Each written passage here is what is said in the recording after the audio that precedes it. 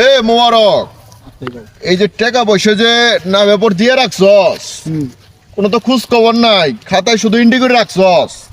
এই যে লাখ লাখ টাকা মানুষে উঠবে যে শুধু পর দিছস বেটা, টাকা পয়সা তো কিছু উঠাস না। সামনে তোর ভাবির গলার হার বানাতে হইব, তোর ভাবি তো আমার অনেক প্যারা দিচ্ছে হারের লাইগা। তে টাকা পয়সা উঠাইতে হইব না। মাসে আজকে 30 তারিখ, 6 তারিখ আয় পড়ছে বেটা, এখন লাভ আসল কিছুই লাভ নাই। ঠিক আছে মাতবর সাহেব, আমি দেখতেছি কোথায় টাকা উঠানো যায়, আমি দেখতেছি। চল দেখি কার কাছে টাকা পয়সা দিছ, চল দেখি। আজকে আমি নিজেই যাব তোদের সাথে, চল।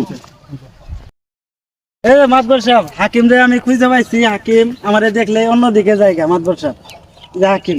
এ হাকিম, হ্যাঁ মাতবর সাহেব, তুই যে আমার থেকে না ব্যাপার টাকা পয়সা লইছস, একটা মাসে 30 তারিখ চলে গেছে, 6 তারিখ টাকা পয়সা তো কিছু লাভ টাভ কিছু দিচ্ছিস না। ব্যাপার চাবার কি? আর দেখলে নাকি তুই কলে পলাশ, এর দেখলে নাকি পলাশ, আমার পিএসআই দেখলে নাকি পলাশ তুই। না মাতবর সাহেব, আসলে এই টাকাটা আমি দিলাম নি। এর আগে বার মনে করেন এখন আমি বাগুন ফলাইছিলাম, ঠিক আছে, পানি আইসি খাই গেছে গা, এর জন্য আমি টাকাটা দিতে পারি নাই। আর আমার ফ্যামিলিতে অনেক সমস্যা। তো এবার মনে করেন টাকাটা আমি দিই, এই যে মুলে গেলে মনে করেন আমি নিরাইতে আছি, ঠিক আছে, সার পানি দিয়ে মোড়া করি বেশি। এবার ইনশাল্লাহ টাকাটা আপনার আমি দিয়ে দিই মাতবর সাহেব।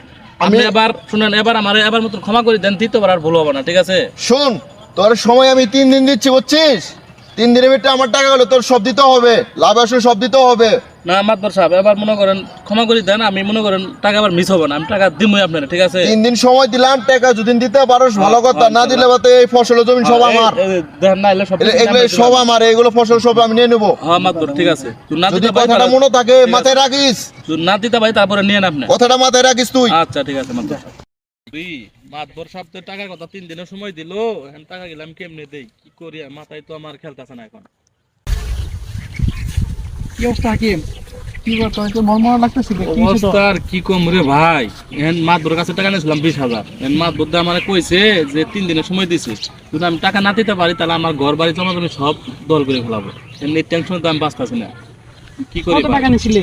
নিয়েছিলাম মাতবর সাহেব এই ভাই 20,000 টাকা। তুই সুদের উপরে টাকা নাচ খেলে, সুদ যা জানোস না, এটা দুই ইসলামের ধর্মে হারাম। ছিলাম আসলে এখন বিপদে পড়ছিলাম, মানুষের কাছে চাইছিলাম, মানুষ না করছে, টাকা দেয় না, এর জন্য আমি বিপদে পড়ে নিছি। নিয়ে আমি দেখি আজকে তার ডাবল হয়ে গেছে। এটা আমি কোন ভুল করছি এখন? তো সুদ তো নেওয়াও হারাম, দেওয়াও হারাম, মানে দুটাই মানে হারাম। তুই এই কামটা করা ঠিক হয়েছে না তোর। তুই এই সুদ যেমনি পারো সেটা দেওয়ার ব্যবস্থা কর, আর নেক্সট টাইম থেকে কোনো সুদ নিস না। সুদ নিলে এটা তো আর কোনো কিছু হইব না, আর কি। খুব খারাপ জিনিস এটা। ঠিক আছে ভাই। ঠিক আছে, যা চলে, মন খারাপ করিস না।